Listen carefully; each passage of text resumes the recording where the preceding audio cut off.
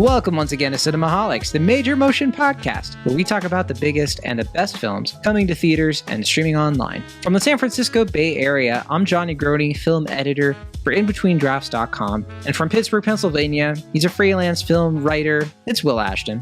What up? We're doing the intro again. Again? What do you mean? Oh, we're just doing it for the first time ever. Yeah, well, the whole point is we pretend like we didn't just go through this and had to redo the whole thing. The listeners don't need to know all the behind-the-scenes drama. I think it adds character, it makes the episodes interesting. You're right. I hate faking things. It's hard for me to do it correctly. And authenticity, or authentically, that's the word. You can find more episodes of Cinemaholics, including our full archive, on cinemaholics.com. And if you'd like to hit us up, we have an email, cinemaholicspodcast@gmail.com. And of course, we have a Discord. And in the first version of this intro, I was trying to say, we have a Discord. We're hanging out on the Discord. We're talking about movies and all kinds of other fun stuff. And I was like, well, Will's on the Discord. He's a bit of a lurker. And then Will responded, I'm never on the Discord. And whoever is on the Discord is a nerd. And then I got all embarrassed. Yeah, no, that was exactly word for word what I was saying. That's how I felt. I was being upfront and saying that I have not really been on the Discord, not out of choice, but rather I just kind of keep forgetting we have a Discord. So I should make that a regular part of my online habit. That's where you can find me. And I mean, I'm hanging out, and I get the impression you have other Discords, and I want to know what they are. Sure, I want a detailed list. Every Discord you're part of, what each one is called, all of your contributions to each one. Yeah. No, I'll make sure to give you that list, and I'll make it nice and thorough. Thanks. Yeah. Putting me off there, huh? We're talking about Joyride this week. And before we talk about Joyride, new comedy, everyone's talking about it. Well, I do have to ask you, Insidious, The Red Door, was the big box office winner of this past weekend. And I did not watch it. You did not watch it. Mike Overhells, friend of the show and Mad Men guest, he watched it, hated it, gave it a 2 out of 10. Are you feeling regrets? Are you feeling like, why aren't we talking about the big movie of the weekend? What do you think? It's not regret. I mean, I haven't really kept up with the 2 most recent Insidious chapters, or whatever they call themselves. Well, this is the 5th movie. And this new movie continues after chapter 2. Now, I will put this out there. I have only seen the first Insidious, and I don't care about the Insidious franchise. I watched the first one over a decade ago. I didn't think it was that great. And I don't understand the hype, personally. I remember the first one being solid, but I do remember it was better in the first 2/3 than it was in the finale. I barely remember it. Good opening scene. I remember the opening scene pretty well. Sure. I just remember when Darth Maul monster came in, it just kind of got silly for me in a way that I feel like Juan was able to kind of better do third act silliness and something like Malignant later on in his career. But I don't know. I just kind of got this. I felt like at the time, and maybe on a rewatch it'd be kinder to it, but when I saw it, I was just kind of I'm with it. And then that came in, and I was just not with it anymore. And then I was kind of so-so on the second and third one. So I haven't really kept tabs on the Insidious franchise, as it were. But I will say, I was curious to kind of see how they wrap it up. But when you mentioned that we'd be doing Joyride instead, I wasn't I wasn't heartbroken. It wasn't it's not like you chose Joyride instead of doing Oppenheimer or something. But I was kind of surprised that you wanted to take precedent on this film, considering that Insidious would be the bigger film, unquestionably, of the weekend. That's the thing. This is one of those examples of a weekend where, it's the bigger film on a technicality, but I mean, which film is going to go on? Which one is going to be more interesting to talk about? Which is the one that people are going to be more curious to listen to a podcast of people talking about? You know what I mean? Who's talking about the 5th Insidious movie? Who's sort of watching that movie and being like, I gotta find out what other people are adding to the conversation? That's not this movie, right? No, but we could have done Past Lives. Would have been late. We could have done that. That's true. I still do want to do Past Lives. Don't get me wrong. Yeah. But I also want to strike while the iron's hot. We're already way past the due date of Past Lives. So, what's another week? You know what I mean? Yeah, what's another past life? Yeah. All right. Joyride. Joyride is a new raunchy comedy kind of film directed by Adele Lim. Her first film directing.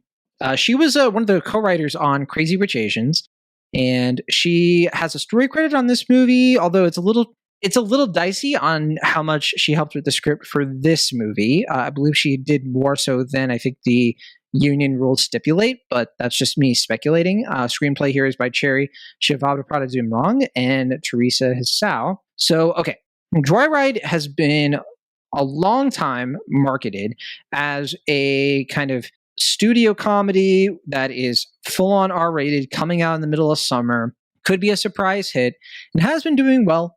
It's not a big budget movie, and it's been, it didn't have the biggest explosive weekend. It is an R-rated movie, but it's getting really good reviews from critics. A lot of people are looking at it can collect its money over the next few weeks because it is counter-programming. And as you already kind of jokingly alluded to, I actually have seen the movie twice. I watched it at the Cam Fest in San Francisco. That is a film festival that's dedicated to Asian American and the Asian diaspora in this community, the Bay Area community, coming together and screening lots of really interesting films. This was one of the major film events for the festival. So I actually had a really good, my first time watching it, I had a really good film experience. I got to see it at the Castro Theater in San Francisco, one of the most beautiful theaters in the whole world. And I know, I even was messaging you, Will, that they had the organ guy playing. I know you're a big fan of the organ guy. Love that theater. Love that guy. Love that organ. All of it. Yeah. What's there not to love, right? And yeah, so I watched the movie the first time, thought it was hilarious, but I did want to watch it a second time because I knew that my wife wanted to watch it. She was actually the first person who told me about this movie. She had watched the trailer and was like, hey, I this looks pretty funny. And, she is, Chinese American. And so I think that she was like, hey, she liked Crazy Rich Asians. And it's not like there are a ton of mainstream Asian comedies coming out all the time. And this one actually looked worth people's time. And so she told me about it. We watched it again at a press screening. And so I have seen the movie twice now. I'm a big fan. I've talked about the movie on the show already. I've already sort of gushed about it. And I have given the sort of trepidation that I don't think it's a Will Ashton kind of movie. I'll walk through the setup, but of course, I want to hear your spiel on it. And if people are curious why I love it so much, I'll try to explain it. But I did write a piece about it on cinemaholics.com where I wrote about how I think Joyride or movies like Joyride can really do a lot to save the state of the Hollywood studio comedy, so we can watch movies like this on the big screen and not just only see stuff like this on Netflix and streaming services. But anyway, to that effect, Joyride is about a group of young women in their 20s, and each of them is a Chinese American or a Chinese immigrant. And the two main characters really are one character named Audrey. She's played by Ashley Park. You might recognize her from Girls Five Eva, as well as what was that one? Emily and Paris, that one. And also Sherry Cola, up-and-coming comedian who is in Shortcomings, which I think more people are going to be seeing later this summer. And she was also in Good Trouble. And they are best friends. But Audrey, the Ashley Park character, she is an adoptee. She has two white parents. One of them is played by what's his name? I'm gonna butcher it. I don't want to. Daniel Denman, is that it? I know it's something Denman. I'm gonna look it up. David Denman. Huh? Yes. Yes. And also somebody from Bridesmaids, which is kind of fitting since, Bridesmaids is all over this movie in terms of DNA. Annie Mumolo. Yes, the co-writer of the Bridesmaids, yeah. Yes, thank you. But she appears in Bridesmaids too, I think. Yeah, she makes a cameo, but yes. I mean, she's the Oscar-nominated co-writer of Bridesmaids, but also the star or co-star of Barb and Star Go to Vista Del Mar. That's right. So, good segue into Barb and Star, which is another kind of recent comedy that people are actually like, hey, this is funnier than we usually see. Although in that case, that movie came out during lockdown COVID times. But anyway, also before I move on to the other cast members, of course. So Audrey is she's an adoptee of those two white parents, and she becomes, as a kid, she becomes best friends with the young version of Sherry Cola's character, Lolo. And the movie takes place when they end up going on a road trip through China in order to find Audrey's birth mother. And along for the ride, for the joyride are Stephanie Hsu, who we recently saw in Everything Everywhere All at Once, also recognized her from Marvelous Mrs. Maisel. She plays a famous Chinese actress who was a college roommate of Audrey's, and she's kind of like, she was just as like sexually adventurous and promiscuous as Lolo is. Lolo's extremely like breaking all the rules, kind of punk rock, super fun. And Kat is a little bit more repressed. She's dating literally like a guy who doesn't want to lose his virginity until he's married, like that kind of thing. And then also they bring along Lolo's cousin, played by Sabrina Wu. Her cousin is named Deadeye, who is this kind of quirky character who is like, who loves K-pop, who is definitely very like unconventional, definitely vibes of like asexual, non-binary, also very much on the spectrum in certain ways. I think some people could read into. And so the four of them go on this really fascinating adventure through China, trying to learn about themselves, each other, and the joy of being Asian. All right, well, Ash, yes, neither of us is Asian. Okay. Yeah. And I'll put this out there. I have seen people who are Asian who have loved this movie and not loved this movie. I haven't seen a lot of people who hate this movie, but I've seen this movie run the gamut. I've seen people be like, I was a little let down. I went into it. It was funny, but like, I certainly believe that there is a range here. Now, I thought this movie was hilarious. I loved it both times. I thought it was so wonderful to watch. And you have chosen not to tell me what you think of this movie, I think on purpose, because I think you've been trying to find the words to break my heart. And even though you know that I know it's coming. So go ahead. This is your chance to ruin my entire life. Well, all right. Yeah, I mean, certainly I think you had more, you had a greater experience with this film, certainly, than I did. My anticipation for it was fairly minuscule. I was not driving with the trailers, as I've mentioned, I think, already on the show. I just wasn't really seeing what you were seeing in the film, but I was willing to give it the benefit of the doubt, of course, not only in the sense of being objective, but I knew you were a really big fan. I will say, I mean, the trailers, I think, highlight a lot of the worst jokes in the film, at least in my opinion. I think a lot of the funnier stuff in the film is stuff you really get to see when you get to know the characters better, when you get to see the dynamic really flourish with these four women. I mean, I think it does benefit from, letting itself play out in a way that I feel like the trailer is trying to highlight the raunchiness, which is fine. I mean, it was certainly nice to see a movie this outwardly raunchy coming off of No Hard Feelings, which was oddly kind of, not chaste, but like, it felt like it was trying to be sweet, but not really getting the raunch. Like, kind of trying for a balance, maybe along the lines of something like Forgetting Sarah Marshall, and not quite getting that quite right. Well, hold on. No Hard Feelings. You're talking about the movie where we see a full frontal Jennifer Lawrence fight people on the beach, and you're like, oh, sorry, not raunchy enough? What? Yeah. I mean, that's like more the exception than the norm, I think, in that film, though, in terms of the raunch or the outrageous. I know. I'm just kind of being a little bit of a jerk. Yeah, but I mean, as far as this movie is concerned, I think it's a lot better about getting, like the raunch and the outrageousness of it. But I think it has a different problem where I feel like a lot of those moments feel more forced to me. Like, I feel the movie isn't quite as able to balance its sweet, heartfelt intentions with the kind of more outrageous, bombastic comedic moments. And that's not to say that those comedics don't work or whatever, but I just feel like it doesn't always kind of get that balance for me. I think that often kind of comes down to the editing being a lot more haphazard than I was expecting. It could also be the shortcomings of this being a first-time director. But there were several moments where I felt like the joke was kind of undercut by some odd editing choices, or like the way that was cut together didn't really service the joke as well as I think it could have otherwise. But I think what the movie does benefit from is the genuine chemistry that comes between the four leads. I think Sabrina Wu is probably the highlight here. I am agree. a little weary. I love Sabrina Wu in this. I totally agree. I love Sabrina Wu in this. I'm glad you're shouting them out. Yeah, I mean, is the actor they them as well? That is correct. Yes. Okay, just checking.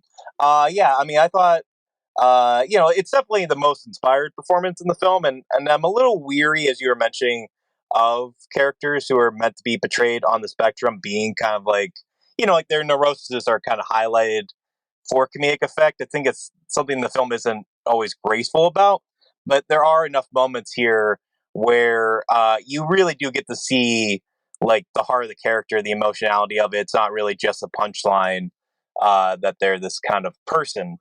And I think that's where the second half of the film kind of finds more of its grace notes. But again, I mean, I do think it all kind of comes down to whether or not this movie is funny or not. And for me, I think the answer is sometimes. Like, it's sometimes funny. Sometimes I found it kind of tiring. I don't think the bigger set pieces work as well for me as the smaller, kind of more off kilter character beats or some of the one liners. Um, like there's a moment here, like involving a chicken. I won't give it away, of course. I think is much funnier than like say the drug addled scene, which just kind of felt a little perfunctory to me. Like this is a Seth Rogen, Evan Goldberg production. It is. And even though I'm generally, fond of their work, I feel like that's kind of a cliche of their films now. It's just like, we need to have one big moment where all the characters are just like tripping their balls off. I like that they never linger on that though, right? They do kind of move on from all the drug stuff, right? And that's actually something that I like about the movie is like it does have so much energy. It kind of has the Family Guy thing going on where it makes so many jokes that and I think a lot of them are really great. So Sure. At least my experience, like even if something wasn't like a home run in terms of like the comedic effects, we move on so quickly to the next thing that it was easy for me to personally ignore. And the drug thing is actually a good example of that because I felt like, I think like the message of that scene was like clear. And I don't think it was like the funniest scene in the movie. I think one of the funniest big set pieces is the K-pop thing. I was rolling. I lost my mind at that. And I see you shaking your head being like, it was whatever. But no, I mean, yeah, this movie had me, it had me hooked in those regards. Yeah, I mean, it does, it's not as like, I guess perfunctory as like say like the drug scene in The Interview or something. But yeah, I mean, I still, I don't know. It does feel more like we have to do this because it's what people expect to me than like. It's broad comedy. Sure. That's why I kind of went. That's why like both times I came out of it, I was like, all right, it's not really a Will Ashton movie. I think that it does hit some notes that I think like, yeah, I know you can appreciate a dumb broad comedy, but I know they're not your absolute favorite. And I know a lot of people listening that's going to be the case for them as well. And I have nothing against that.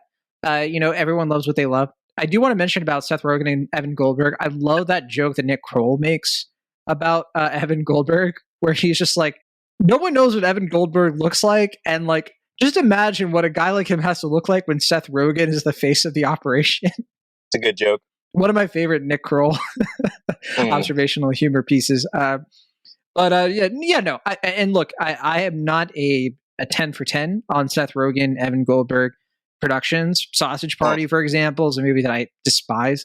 I can't stand that movie. And like, there you go. I think we differ on comedies quite a bit, and that's I wouldn't say it's okay because it makes me upset. But yeah, I mean, I'm not gonna come out and say Sausage Party is a slam dunk, but I think I prefer Sausage Party to this. Oh, I'm totally opposite. But I respect where you're coming from. Sure. I think with me, you're pinpointing certain things that it's not that I disagree with them on the merits. I mean, I think for me, Joyride is a movie that just has so much energy to it. I mean, this movie's electric. It moves so quickly. It's a tight 95 minutes. And I have very few complaints. Honestly, the only major complaints I have with the movie, and they're not even major, I think that there are a couple of scenes, especially early on, where you can tell that it's first drafty, just in the sense where it's like you have a character like running up to the front of a classroom and it's very dramatic. And it's like, there was probably a better way to communicate how we get this character's motivation for why they're an overachiever. And they just kind of maybe rushed it a little bit in terms of how they communicate that. But again, though, the movie throws so many jokes at you. It throws so many sort of like, all right, we're going to keep going. right? We're not going to spend a lot of time in the opening location of this movie from the time where we meet Lolo and Audrey as their kids, which I would say at the very least, I think the opening scene of this movie is something that everybody can enjoy for the most part, because I think that that's probably the most considered segment of the movie. Like, you can just sort of tell that Adele Lim and the writers, like, they really put a lot of time and attention of like, how do we start this? Like, what note do we start on? And they do balance that heart and humor like almost perfectly, I think, where you have these like Asian parents who are in this like Seattle suburb, and they walk into this playground, they see all these like white people, and they're just like, oh no.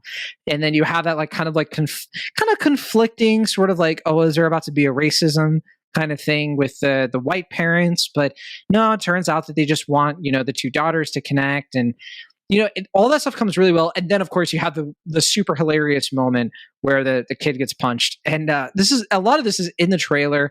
I didn't know that. I didn't watch the trailer before watching the movie, and so I certainly like loved kind of experiencing that for the first time and the second time, I guess, through the movie, because I think that sums up the movie for me. It's like, a lot of heart, a lot of sort of like this commentary on Asian identity, whether you're Asian, Asian American, specifically Chinese, but they also comment on Taiwanese people, Japanese and Korean and all this other stuff. And so I think that in terms of like how this movie sort of stretches its definition of inclusivity, I think when you take it just from that level, it's really, really effective. And then when you add in all the humor, I mean, if the humor works for you, this movie's like a huge recipe for success, because I think it's going to just really land with lots of people. It is landing with people. It's getting lots of word of mouth, and, critics are liking it. Not everybody's liking it the same amount, but I would say people are looking at this and saying, hey, this is actually like, it's a safe bet. You know what I mean? Like, you're either going to love it or like it enough that you don't regret going out to watch it, I think. Yeah, I don't know. I mean, I don't know what I haven't really seen a lot of people outside of the internet really talk about it, I'll admit, but I should say I live in the Bay Area. Like, there are a lot of people out here who are, I live in a place with a lot of Asian people, a lot of Asian Americans. And so I do have that opportunity to talk more to people who have been looking forward to this. And so like, I could see why like it might not be as prevalent of a movie or buzzy a movie in other places of the country. I understand that. Yeah, I mean, it's hard to say. I mean, it's hard to know if this will be more of a Bridesmaid situation where that was not only a critical darling, but obviously found mainstream success and obviously a couple Oscar nominations as well, or if this will be more of like a Booksmart situation where, like that's, the movie that just critics fell head over heels for, but like general audiences don't really seem to have the same reaction to. I think it's going to be in between. It's not going to be a huge. No, it's not going to be another Bridesmaids. Bridesmaids came out at a totally different time. Sure, it really did. I think Girls Trip is probably the easier comparison point. Yes. Yeah. Because I also don't think. I mean, it is possible that Joyride is a Booksmart. And it's like Booksmart did not make a lot of money to what you're saying. Right. Girls Trip did not make nearly as much as Bridesmaids. It made less than half of Bridesmaids. Yes. But I do think that it was a big success. And I think this movie might be between Booksmart and Girls Trip, quite honestly, and that is a huge gap. I think this is like at its best, probably hitting up to like 100 million. At its best. I think more realistic, we're looking at like maybe 40 to 50 million. Right. Depending on how the July goes. Yeah. I just think July is so stacked. Like you said, it's good counter programming. I get why they released it now and why they're putting it in the middle of summer. Like, that makes sense. I just think it's just going to have to compete with so much stuff. And it doesn't really help that, it's not too far away from No Hard Feelings and a number of other comedies like The Blackening, The Machine, All About My Father. Like, that's true, but these movies, I think that it's okay because these movies are not really like. I mean, look, No Hard Feelings. It has grossed around like 40 million so far in North America, which is better than I expected for the movie to do.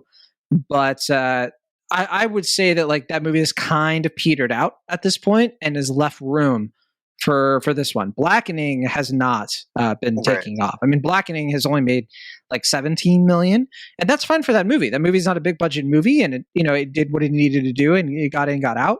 But I think this movie's a little bit more sort of like the no hard feelings zone. Yeah, I mean, I don't know. It's hard to say. It's too early to know for sure. All these movies have been successful just based sure. on like their budgets and marketing. Right. You know? Yeah, I mean, that's the thing, right? It's like, I would like this movie to do well. I mean, even though I have somewhat mixed feelings compared to you, at least, I would like a movie that, you know, all women cast, women director, women writers. You know, it's good to see stuff like this, and knowing it gets a big theatrical push. Like you said, you want movies like this to do well, especially when there's the looming threat of like these movies being dignified as like, oh, these are just, you know, streaming titles or whatnot. But yeah, I mean, at the same time, I did see recently a movie you just recently mentioned, Shortcomings, and it's just kind of fascinating to see that film and the commentary that it has on current Asian cinema. And even though a lot of the stars in that film are in this film as well, including Sherry Cola, like I feel like that movie, despite its own kind of problems, it has more of a deft hand, I think, on commenting on this genre, and I think appealing to audiences in a funny, but also more, you know, maybe knowing and grounded way. Obviously, at the end of the day, different kind of films, different type of comedies.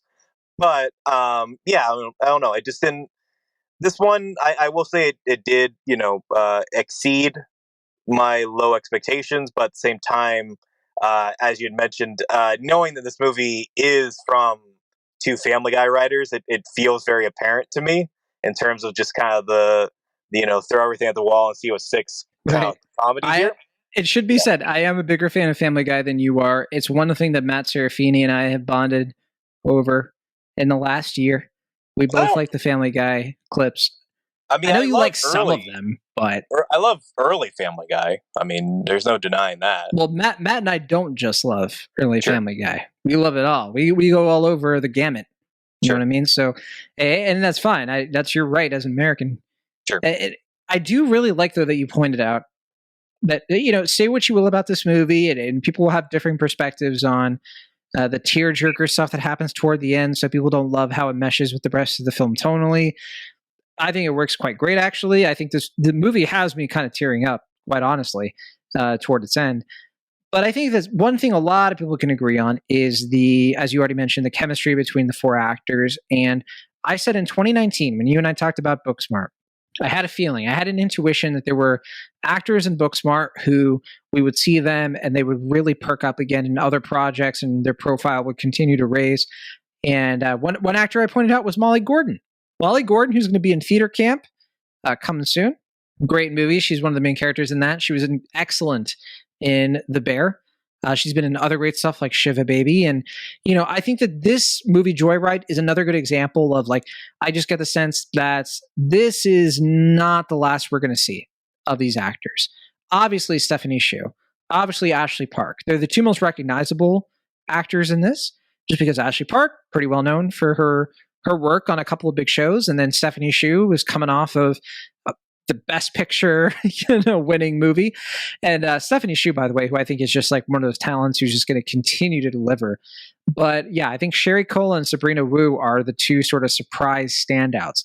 And they both appeared in multiple things that people have liked, and I think that I think Sabrina Wu has also been like a writer as well. And I just, the more I learn about Sabrina Wu and the kinds of things that they've been working on, the more I'm sort of like, they are the real deal.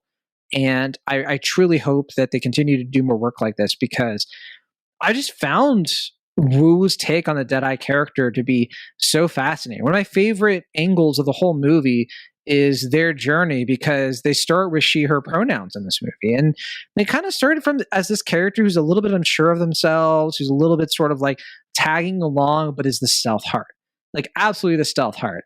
And the thing I love most about the Sherry Cole and Stephanie Hsu characters are like, they started as rivals. They start out as like, both of them want to be Audrey's best friend. And then the movie kind of gets to a certain point where it's like, you know what? We mined some drama from that. And now we're just going to kind of take the next step and sort of evolve these characters a little bit. And I found it really convincing. There's a way that the movie could have done this that I think would have been less effective. And no, I actually think this movie kind of nails it. So you mentioned Return to Seoul when you were, kind of cheekily referring to this movie to me and somebody else in one of our film group chats. But yeah, I mean, Return to Seoul is like a funny sort of like way to look at this movie, like in terms of recent Asian cinema. We don't have to go into detail because of like spoilers and stuff like that. But sure, yeah. Yeah. Yeah, I mean, yeah, it's not a spoiler to say they go to Seoul. But yeah, they do go to Seoul in this movie, yes. Right. But what happens there, the comparisons are a little spoilery. But yeah, I will say Return to Seoul, I haven't really talked about on the show because I hadn't seen it when you had seen it. Really, really good movie. That movie kind of kicks my ass every time I think about it. Yeah. Yeah. Truly one of the better, like, this is what it was like to be a millennial in the 20-teens kind of movies. But yeah, I mean, as far as Wu's performance goes, I mean, that's probably the best discovery of the film for me. I wasn't as familiar with Park, I'll admit. I haven't watched the shows that she's been in, so this is my introduction to her. Yeah, I think she's more well recognizable, but yeah, not to me. Yeah, I mean, I don't know. I mean, I think she stood out to me more dramatically in this film than comedically, but she is like the straight woman more or less of the film, so. She's a straight woman, but she gets to do some fun stuff. Like she gets to get into the hijinks more than you usually expect, like in a Hangover movie, right? I guess so, yeah.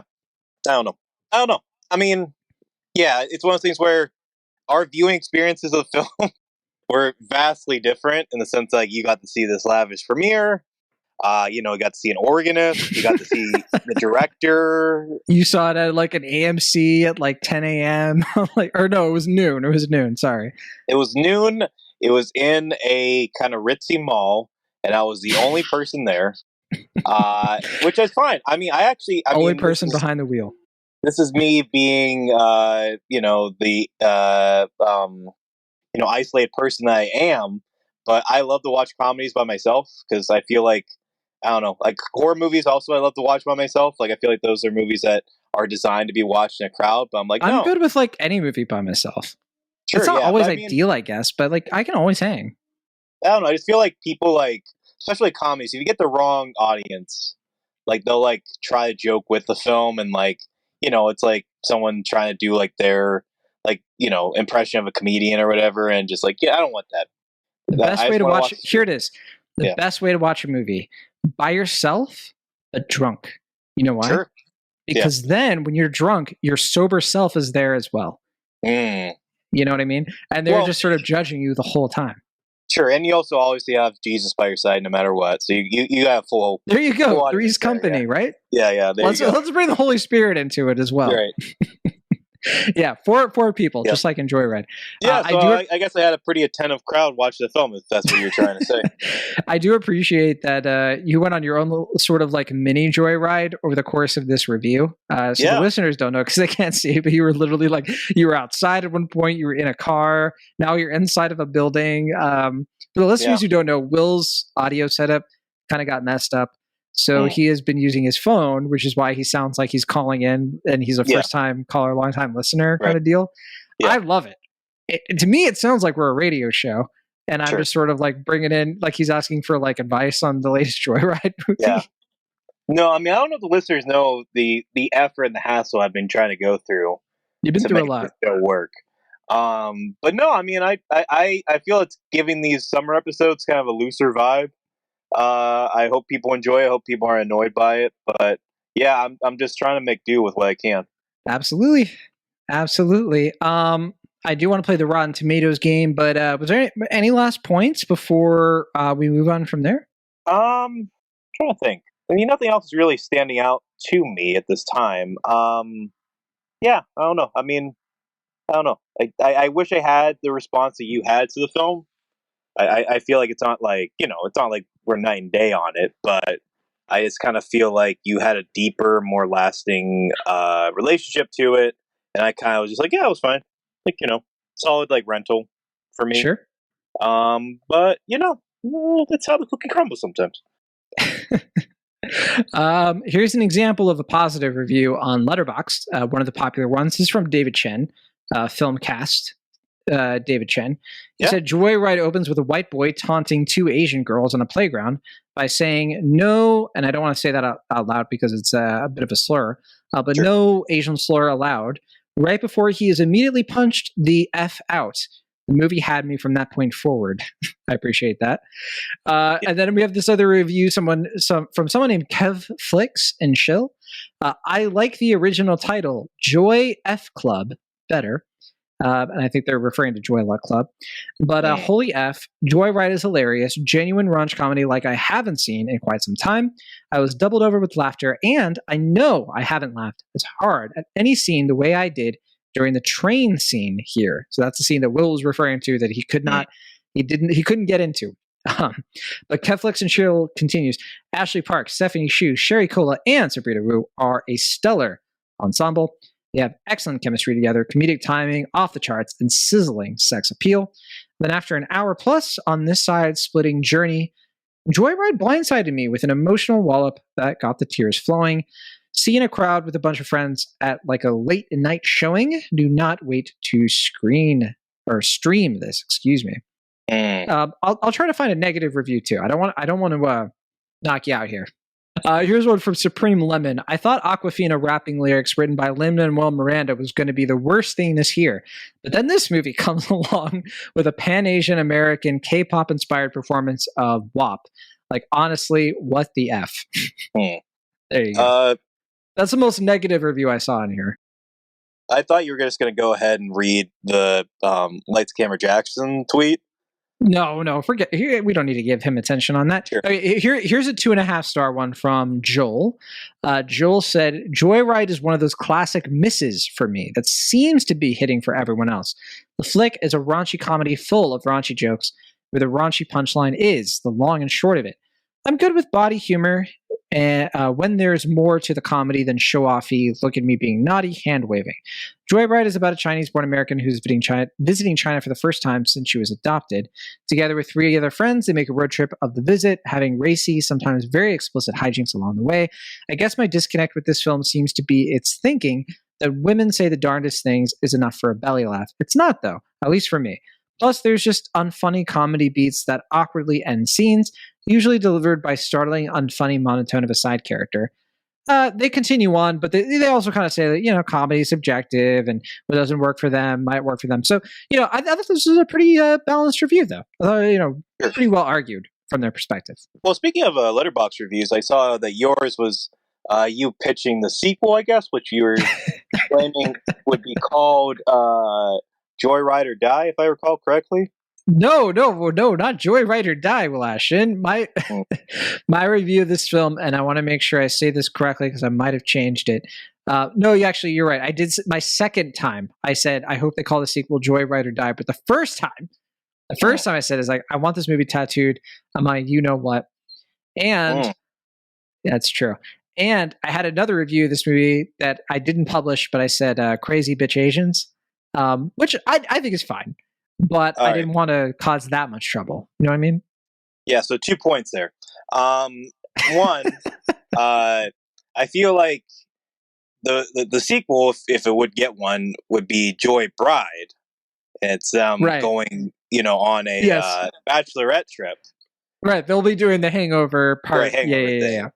But it would be like, criticizing Hangover Part 2, being like offensive to Thailand and all that stuff. I feel like that's the obvious route to go with the sequel. I would love it. I'm going to be going to Thailand later this year. Yeah. But the other thing is obviously, since we did talk about it with No Hard Feelings, there is and you were kind of referencing it, I believe, at the time, a very sort of graphic female nude scene in the film. Yeah.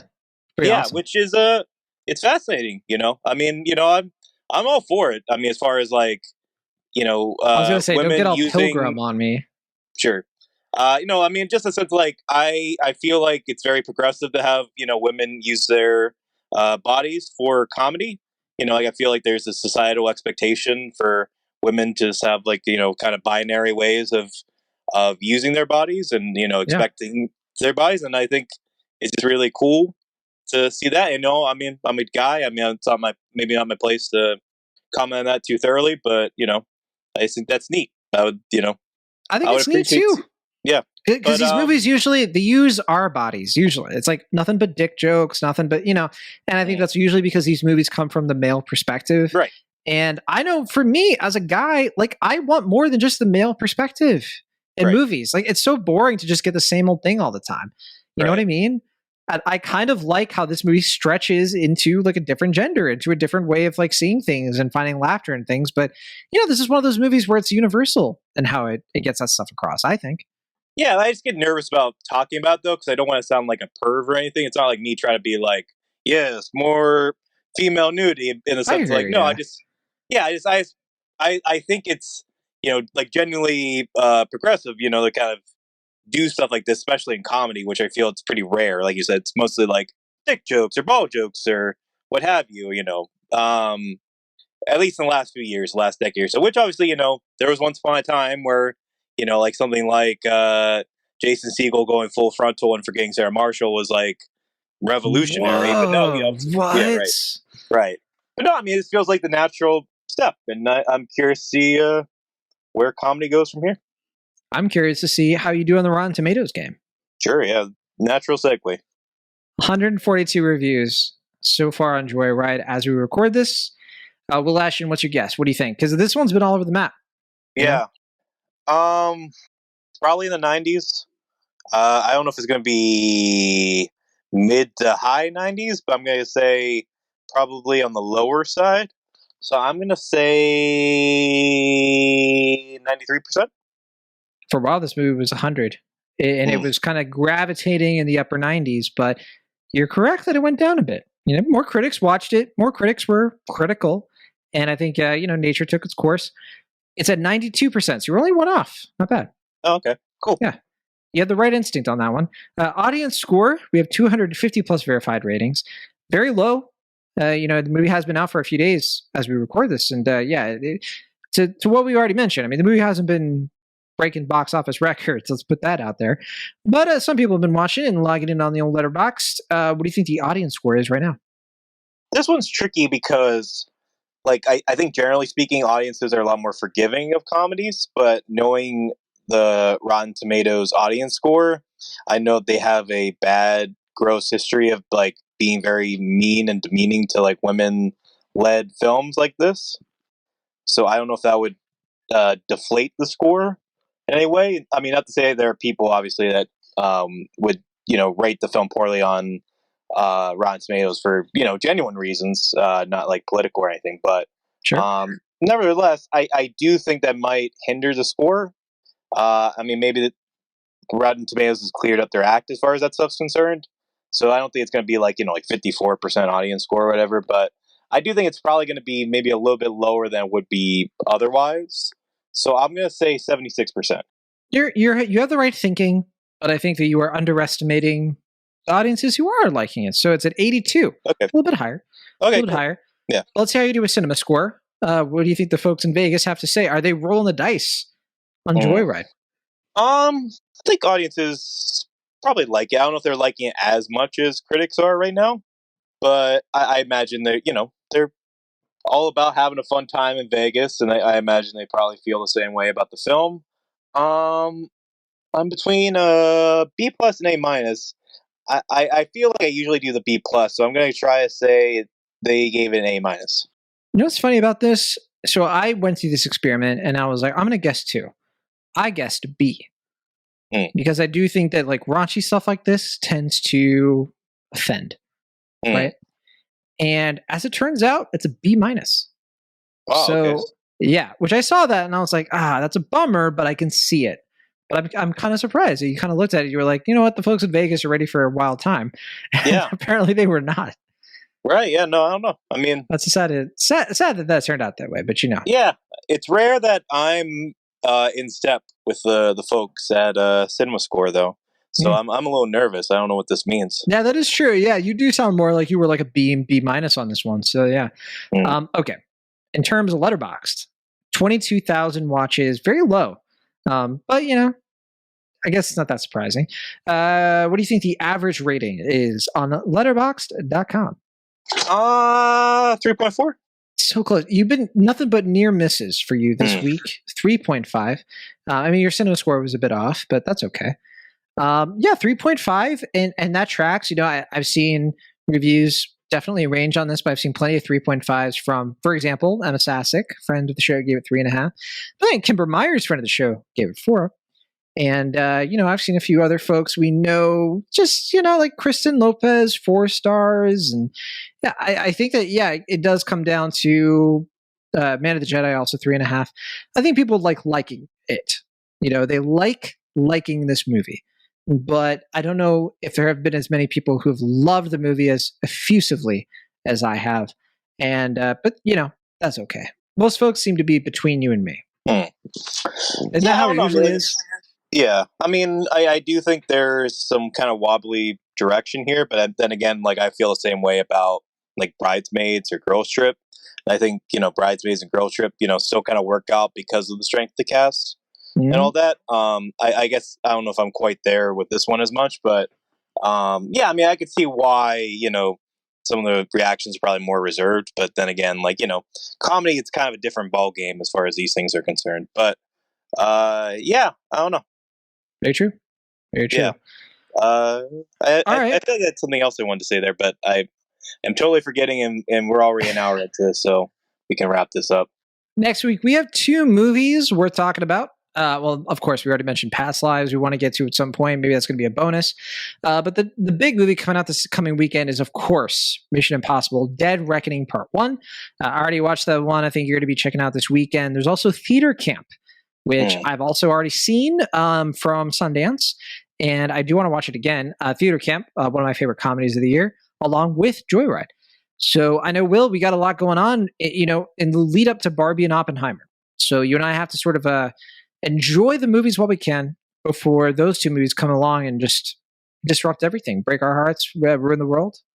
Yeah, well, I think Mission Impossible has already come out by the time we are recording this, and I'll hopefully have a chance to see it tomorrow. And I'm going to be traveling pretty soon, so I'm going to have to record this one with you sooner than usual. So I don't think I'm going to have a chance to see Theater Camp. I don't even think it's open here this weekend. I could be wrong, though. It's going to be Searchlight, so I don't know the extent of its release. It could be a limited release, to your point. I know that it's going to be limited the first weekend, and then after that, I think it's going to be expanding. But big fan. I mean, if it's opening in your area and you are not that interested in Mission Impossible for whatever reason, I think it's worth your time.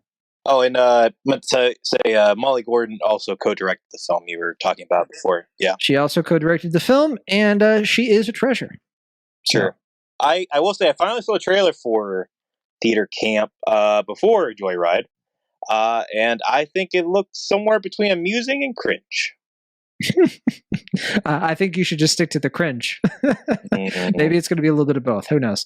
All right, but that'll do it for this week's episode of Cinema Hawks. Thank you so much for listening. We'll be back soon from the Internet California. I am John Negroni. And for the Internet Pennsylvania, I'm Will Ashton. See you next time. This episode was a trip.